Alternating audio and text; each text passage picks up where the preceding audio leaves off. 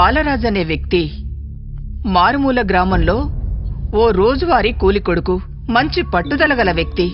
Engineering చదువుతూ పై చదువులకు వెళ్లాలన్న దృఢ నిశ్చయం కలిగిన విద్యార్థి ఓటమికి లోనై ఆత్మహత్య చేసుకోవడం జరిగింది.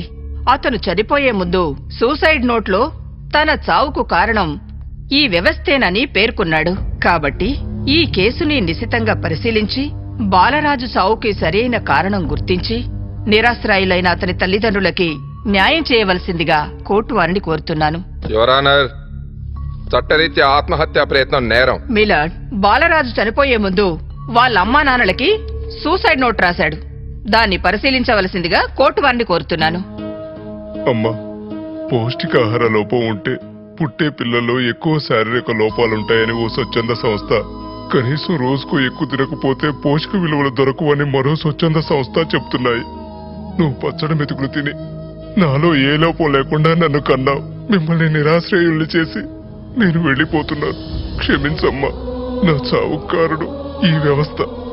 వివిధ కులాల వర్గాల మధ్య ఉన్న దూరాన్ని తగ్గించాలన్న ఈ వ్యవస్థ ఒకే వర్గంలో దూరం పెంచుతుందని మరిచింది.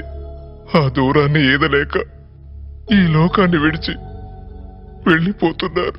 చనిపోయిన ఆ బాలరాజే తన చావుకి వ్యవస్థ తప్ప వ్యక్తుల కారణం కాదని అంటున్నాడు. అలాంటప్పుడు దీనిని న్యాయ నిమిత్తం ఎలా పరిగణలోకి తీసుకోగలం? బాలరాజు చనిపోవడానికి కారణమైన ఈ రిజర్వేషన్ వ్యవస్థ తీరుపైన కోర్టు సమాధానం చెప్పక తప్పదు.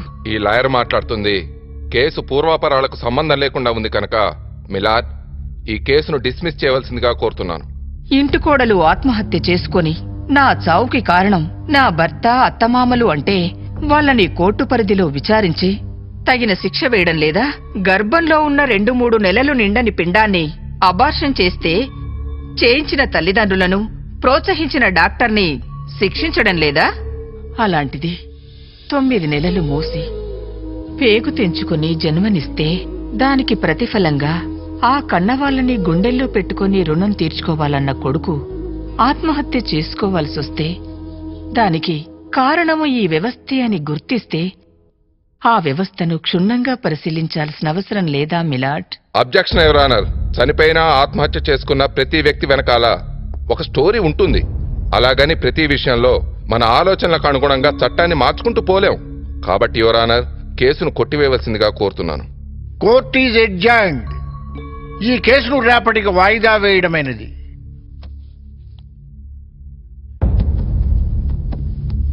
బాలరాజు అనే వ్యక్తి ఆత్మహత్యకు గురయ్యాడు.